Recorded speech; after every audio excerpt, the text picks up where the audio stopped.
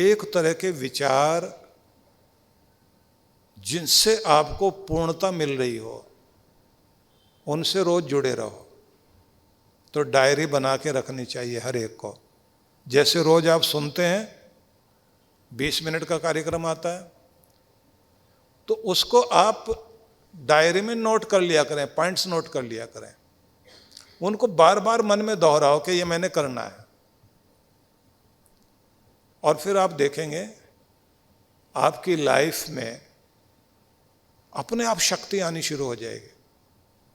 नहीं तो अच्छी बातें आपको याद तो रह जाएंगे, आप उनको अपना नहीं पाओगे। जब बार बार दोहराओगे, प्रयोग करोगे, वो फिर आपकी आदत में शामिल हो जाएंगे। और एक दिन ऐसा होगा, वो आदतें ही होंगी जो आपकी जिंदगी को बदलेंगी, जो आपकी ताकत बन जाएगी। तो इसलिए सुने, खुद को प्रेरित करें। और अगर प्रेरित नहीं करोगे तो आग बुझती रहेगी। बहुत लोगों के पास बड़े बड़े सपने होते हैं, बहुत लोग जो है बहुत सुंदर होते हैं, लेकिन वो अपनी सुंदरता को कायम नहीं रख पाते। बहुत लोग जो है बड़े गुणवान होते हैं, लेकिन वो अपने गुणों को टिका नहीं पाते। बहुत लोग सफल होते होते फिर फेल होने लग जाते हैं, क्योंकि अपने ऊपर ध्यान नहीं दे पाते। तो आप महसूस करेंगे कहीं प्रेरणा की कमी है। प्रेरणा रोज लेनी होती है।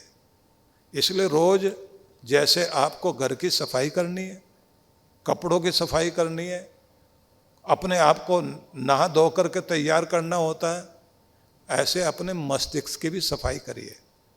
अच्छे विचार सुनिए, सुनो, नोट करो और उन पर प्रयोग करिए। जितना ज़्यादा जानते रहोगे, सीखते रहोगे, पढ़ते रहोगे, बहुत लाभ होगा। YouTube पर हमारा एक चैनल और भी है, जागो विद सुधांशु जी महाराज नाम से। 12 मिनट का या 14 मिनट का ऐसे उस पर अलग से संदेश देते हैं हम लोग। उसको आप जब सुनेंगे तो कुछ अलग तरह का मिलेगा। अब वो चर्चा सुनाता हूं आपको। एक ऐसी महिला जो बचपन में पोलियो के कारण, जिसका शरीर बीमारी से ग्रस्त हो गया, वो बच्ची थी। और डॉक्टर ने कह दिया कि माँ से कह दिया कि ये बच्ची चल नहीं पाएगी, और चलेगी भी तो अच्छे से चल नहीं पाएगी। लेकिन माँ ने कहा कि मेरी बेटी तो बार बार कहती है कि माँ,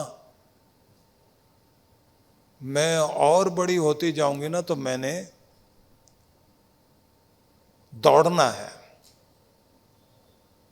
और सिर्फ दौड़ना नहीं है, मैंने तो दौड़ने वालों में भी फर्स्ट आना है। तो डॉक्टर मुझे बताओ, मेरी बेटी कभी दौड़ पाएगी? डॉक्टर कहता है, देखिए मैं आपके इमोशन को समझता हूं, ये ठीक से खड़ी हो पाए यही बहुत बड़ी बात होगी। दौड़ने वाली बात तो संभव नहीं है।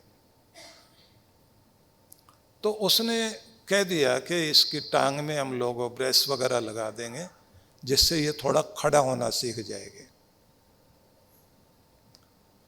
अब बच्ची घर में आके कहती है, माँ क्या मैं दौड़ नहीं पाऊंगी? डॉक्टर कहता है कि दौड़ नहीं पाएगी। तो माँ कहती है कि नहीं मेरी बेटी, तो दौड़ेगी, और सिर्फ दौड़ेगी नहीं, दौड़ने वालों में तू फर्स्ट आएगी और नाम कमाएगी। और देख, डॉक्टर की बात नहीं, डॉक्टर तेरी माँ नहीं है, मैं माँ हूं ना, मुझे ज्यादा पता है। और फिर आप लोग जानते हैं कि वो महिला, वो बच्ची जैसे जैसे बड़ी होती गई, उसने सहारा लेना छोड़ दिया। उसने अपने मन में एक ही बात रखी कि मैं बड़ी होंगी और मैं बड़ी होती जा रही हूँ, मेरी बीमारी भाग रही है, मैं दौड़ रही हूँ। उसने उन बच्चों के साथ स्कूल में दौड़ना शुरू किया जो बहुत तेज दौड़ते थे। एक टांग पर घसीटती हुई वो दौड़ रही है। 13 बच्चे दौड़े, 13वीं वो थी, 13वीं जगह पर ही आए, जमीन पर गिर गई। लेकिन उसके कोच ने उसको देख करके कहा कि दौड़े सब हैं, लेकिन इस बच्ची ने जैसे जान लगाकर के, पूरे प्राण लगाकर, पूरी लगन के साथ ये दौड़ी है, ये लगता है दौड़ने के लिए बनी है। कोच का नाम था टेम्पल। अब उसने उस पर काम शुरू किया, उसको सिखाना शुरू किया कि तू दौड़ सकती है, हिम्मत देनी शुरू कर दी, मतलब प्रेरणा देनी शुरू कर दी। 2 प्रेरणाएं, एक मां की जिसने ये कहा कि तू दौड़ने के लिए बनी है, डॉक्टर जो कहता है झूठ कहता है, उसके कारण वो ठीक हुई, और प्रशिक्षण मिल गया कोच से। अब मजे की बात देखिए, जिसका नाम मैं ले रहा हूं उसका नाम था विल्मा रुडोल्फ। विल्मा रुडोल्फ, आप गूगल करके देखना। अमेरिका की महान धाविका बनी, जिसने 1960 के रोम के ओलंपिक में 3 गोल्ड मेडल लिए, 3 गोल्ड मेडल। दुनिया के सबसे तेज दौड़ने वालों के बीच उसने सबसे तेज दौड़कर दिखा दिया कि शरीर में बीमारी हो, शरीर अपंग हो, लेकिन मन को अपंग नहीं होने देना चाहिए। अगर आपका मन अपंग हो गया, मन विकलांग हो गया, तो आप सच में विकलांग हो जाओगे। अब यह प्रेरणा जो आपको मजबूत बनाती है। अब मैं यहां यह कहूंगा आपको, आप साधारण हैं, आपको विशेष कौन सी चीज बनाती है? प्रेरणा। वो प्रेरणा देने वाली ताकत आपके पास होनी चाहिए, और जो आपको प्रेरणा दे रहे हैं उससे अपने अंदर की आग को जगाओ। आप वो हो जाएंगे जिसकी आपने कल्पना भी नहीं की थी, बाद में कल्पना करने लग गए और आप हो गए। तो इसलिए आपका आनंद आपकी जिंदगी में आ सकता है वहां तक जाने के लिए, क्योंकि सफलता में आनंद है। याद रखना, आपकी सफलता में आनंद है, आपके आरोग्य में, सेहत में आपका आनंद है, आपके रिश्तों में प्रेम हो तो आपकी जिंदगी में आनंद है, आपके पास वो संपन्नता हो कि आप आर्थिक रूप से आत्मनिर्भर हो तो आपके जीवन में आनंद है, और आप चैन की नींद सोते हैं तो आपके जीवन में आनंद है, और आपके साथ आपके प्रभु का कृपा भरा हाथ और गुरु की कृपा आपके साथ अगर हर पल है तो आपकी ज़िंदगी में आपका आनंद है। इस आनंद की तलाश के लिए आपको अपनी संस्कृति की तरफ आना चाहिए, अपनी सभ्यता की तरफ आना चाहिए, और इस बात को सोचना चाहिए जो भारत सोचता है। भारत सोचता है जन्म एक नहीं, अनेक जन्म हैं। अनेक जन्म धारण आपने किए, अनेक जन्म धारण करोगे। आज आप जो कुछ हैं पिछले जन्म के कारण हैं। कुछ बच्चे जो शुरुआत में ही बहुत टैलेंटेड दिखाई देते हैं, कोई संगीत में आगे, कोई साइंस में, कोई टेक्नोलॉजी में आगे, तो बचपन से ऐसा क्यों? क्योंकि पिछले जन्म का ज्ञान उसकी जिंदगी में आज भी प्रभाव डाल रहा है। छोटे से बच्चे को देखा है, बांसुरी बजाते हुए, साज बजाते हुए, गाते हुए, डांस करते हुए, इतना बढ़िया कि इतना तो बड़े बड़े लोग नहीं कर सकते। फिर एक जैसा माँ बाप किसी को बना भी दें, एक जैसी शक्लें होने के बाद भी बड़े होकर के एक जैसे नहीं हो पाते, एक जैसी किस्मत नहीं हो पाती। ये किस्मत का खेल पिछले जन्म के कारण है। जिन देशों में साम्यवाद, कम्युनिज्म था, जहां सबको एक जैसा करने की कोशिश की गई, फिर भी वो एक जैसे नहीं हो पाए। ये भाग्य क्या है? भाग्य कर्म का ही तो परिणाम है। कर्म कौन से? जो पहले किए। पहले किए कब किए? पिछले जन्म में। तो इसलिए ये ध्यान रख लीजिए कि एक जन्म नहीं, अनेक जन्म है। कितने सारे लोग हैं जिनको अपने पिछले जन्मों की बातें याद हैं। ऐसे बहुत सारे उदाहरण मिलते हैं, पूरी दुनिया में मिलते हैं। तो भारत ये मानता है कि जीवन एक नहीं, अनेक हैं। और ये भी एक बात कि जिनसे हमारा पिछला रिश्ता था, वो जब कभी भी हम उनको नहीं जानते, मिलते हैं, तो ऐसा लगता है जैसे कोई अपना है। और किसी को पहली बार देखते ही झगड़ा करने को और गला पकड़ने को मन करता है। तो क्यों? पास बैठने की भी इच्छा नहीं होती, क्योंकि उसके साथ पिछली दुश्मनी जरूर प्रभाव छोड़ रही है। किसी आदमी को आग देखते ही एकदम घबराहट शुरू हो जाती है, क्योंकि पिछले जन्म में जल के मरा था, इसलिए आग देखते ही डर लगता है। किसी को पानी से डर लगता है, किसी को ऊंचाई से डर लगता है, किसी को जानवर देखकर डर लगता है, किसी को भीड़ से डर लगता है। भीड़ में कुछ हो गया होगा। पिछले जन्म का प्रभाव जीवन में रहता है। तो इसका मतलब ये हुआ, भारत जो मानता है कि एक जन्म की कहानी नहीं, अनेक जन्मों की कहानी हमारे साथ जुड़ रही है, और आगे भी जन्म होंगे तो अच्छा जन्म लिया जा सके, ये भी एक बात सोची जाती है। अगली बात, भारत ये कहता है प्रत्येक आदमी के अंदर एक एनिमल ब्रेन है। जानवर वाला दिमाग हर आदमी के अंदर है। वो जानवरपन जब जागता है ना, आदमी क्या कर बैठता है, तो वो जानवर वाला रूप, क्योंकि जानवरों से होकर आत्मा आई, तो मनुष्य के संस्कार अच्छे आते आते वो जानवर वाला ब्रेन, जो एनिमल ब्रेन है, वो शांत होता जाता है और देवता वाला जागता जाता है। कुछ लोग इसलिए जानवर वाले ब्रेन का इस्तेमाल नहीं करते, क्योंकि जानवर को डंडा दिखाते रहो तो वो ठीक रहते हैं। हमें भी कानून का डंडा हो तो हम लोग बहुत भले आदमी बने रहते हैं। और अगर लाल बत्ती पर पुलिस वाला भी नहीं हो, कोई देखने वाला भी नहीं हो, तो रेड लाइट पार की जा सकती है, लोग पार करते हैं। कोई टोकने वाला, बोलने वाला नहीं हो,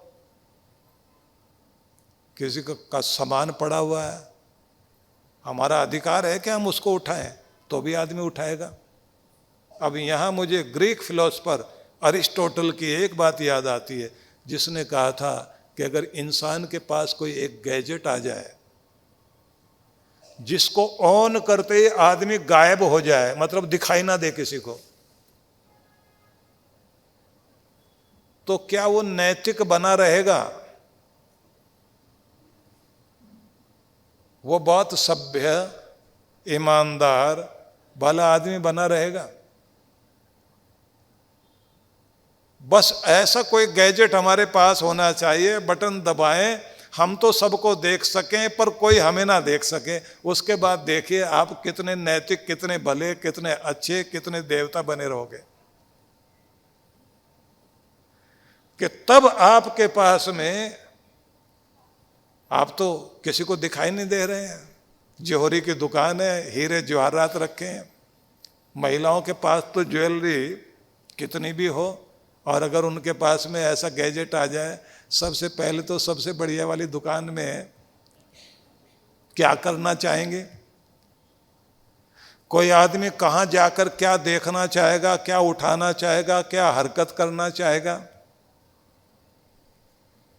सोच के देखिए।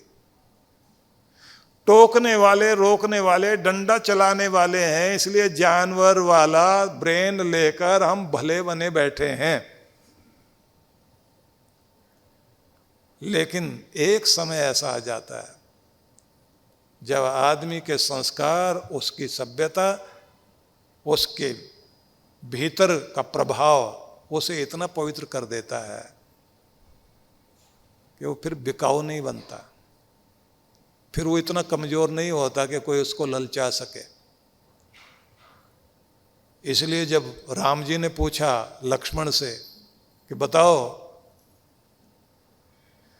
एकांत में खिला हुआ फूल देखकर और एकांत में पड़े हुए सोने को देखकर और एकांत में नव यौवन को देखकर कौन व्यक्ति है जिसके मन में विकार नहीं आता? पुष्पम दृष्ट्वा फलम दृष्ट्वा दृष्ट्वा च नव यौवनम एकांते कांचनम दृष्ट्वा कस्य नो विचलित मन।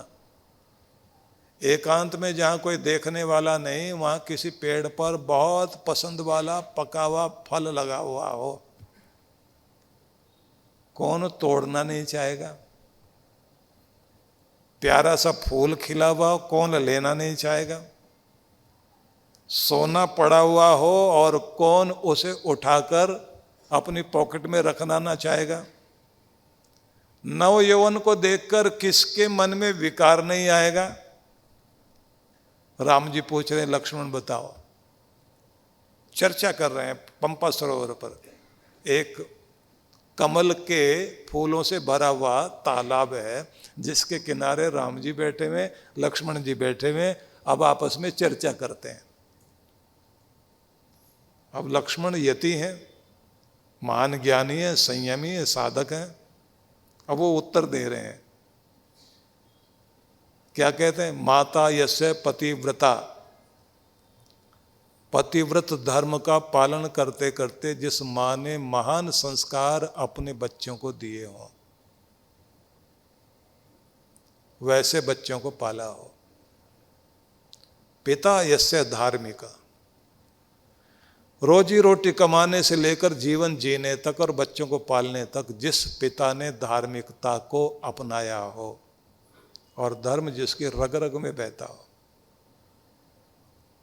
ऐसे माँ बाप की संतान जो उनसे संस्कार लेकर पली बढ़ी, ऐसी कोई संतान एकांते कांचनम नवयौवनम दृष्ट्वा तस्य नो विचलित मनः, उनके मन में विकार नहीं आएगा, क्योंकि उनके अंदर का एनिमल ब्रेन है ही नहीं। उनके पास तो देवताओं का ब्रेन जागृत हो चुका है। तो लेके तो आए हम लोग, क्योंकि मैंने आपसे बताया अनेक जन्मों से होकर आए, योनियों से, अनेक योनियों से होकर आए, जानवरों से भी होकर आए, तो जानवरपना है ना। तो हम मानते हैं कि पिछला जन्म था, आगे भी जन्म होगा, पश्चिम नहीं मानता। इसलिए यहां ऐसी भी क्या जल्दी है, आराम से करते हैं ना। ऐसे क्यों दौड़ रहे हो? कोई डंडा लेकर आ रहा है तुम्हारे पीछे। आराम से करो, चैन से करो, सदैवी गति से करो, ये भारत कहता है। बाहर वाले कहते हैं बुढ़ापा ना आ जाए, आ भी जाए तो बाल काले करके, नकली दांत लगा के, आंख में भी कुछ ऐसा लगा के, कोई दवाई खाकर, कैसे भी करके अपने आप को जवान बनाए रखो, भोग भोगते रहो, क्योंकि जिंदगी एक ही है। सब जल्दी जल्दी कर लो। रिश्ता दुख दे रहा, उठा के फेंको, दूसरा लो, जरूरत नहीं है। बड़ी जल्दी तलाक हो जाती है वहां का सोचने का तरीका इसलिए ऐसा है। बहुत लोग कहते हैं ऐसा क्यों करते हैं वो लोग, क्योंकि फिलॉसफी ऐसी है। और हम ऐसा क्यों करते हैं, क्योंकि हमारी फिलॉसफी ऐसी है। तो भारतीय दर्शन अलग है, पश्चिम का दर्शन अलग है। लेकिन जब हम लोग अपनी संस्कृति को जाने नहीं और दूसरों की संस्कृति हम अपने ऊपर ओढ़ने लग जाएं, तो फिर हम ना पूरब के रहे ना पश्चिम के, बीमारी वहाँ की ले बैठे, कूड़ा वहाँ का अपने घर में ला के रख लिया। इसलिए दुनिया को शांति देने वाला भी अशांति वाला हो गया। तो अपने आनंद की तरफ कैसे जाना, इस पर चर्चा करेंगे। मध्य प्रदेश के बैतूल में परम पूज्य सद्गुरुदेव श्री सुधांशु जी महाराज के पावन सानिध्य में विराट भक्ति सत्संग कार्यक्रम का आयोजन होने जा रहा है। कार्यक्रम की रूपरेखा, दिनांक 9 से 12 अप्रैल 2026। शुभारंभ 9 अप्रैल सायं 4:30 बजे। 10 से 12 अप्रैल प्रातः 9 से 11:30 बजे, सायं 4:30 से 7 बजे। स्थान पुलिस ग्राउंड बैतूल, मध्य प्रदेश। विशेष कार्यक्रम 12 अप्रैल 2026 मंत्र दीक्षा दोपहर 12 बजे। आयोजक विश्व जागृति मिशन बैतूल मंडल। संपर्क सूत्र आप सपरिवार सादर आमंत्रित हैं। दिल्ली, पंचकुला और मेरठ में सनातन संस्कृति जागरण महोत्सव की दिव्य गूंज के बाद अब वही आध्यात्मिक ऊर्जा पहुंच रही है देवभूमि हिमाचल प्रदेश में। जल्द ही हिमाचल की पवित्र वादियों में गूंजेगा भक्ति, ज्ञान और सनातन संस्कृति का संदेश। 10 गुरुकुल एवं 108 बाल संस्कार केंद्रों की स्थापना के पावन उद्देश्य से हम जन जन तक यह संदेश पहुंचाना चाहते हैं कि हमारी संस्कृति ही हमारी पहचान है। इसके बिना हमारा अस्तित्व अधूरा है। इन्हीं महान संस्कारों और सनातन परंपराओं को राष्ट्रव्यापी बनाने के संकल्प के साथ सनातन संस्कृति अभियान चलाया जा रहा है, ताकि आने वाली पीढ़ियां भी अपने मूल्यों, संस्कारों और संस्कृति से जुड़ी रहे। इसी क्रम में पूज्य सुधांशु जी महाराज एवं डॉक्टर अर्चिका दीदी के पावन सान्निध्य में हिमाचल की वादियों में आयोजित होने जा रहा है भव्य सत्संग और आध्यात्मिक जागरण। कार्यक्रम की रूपरेखा शिमला 14 से 17 अप्रैल 2026। शुभारंभ 14 अप्रैल सायं 4 बजे। 15 से 17 अप्रैल प्रात 10 बजे, सायं 4 बजे। स्थान होटल पीटरहॉफ, चौड़ा मैदान, शिमला, हिमाचल प्रदेश।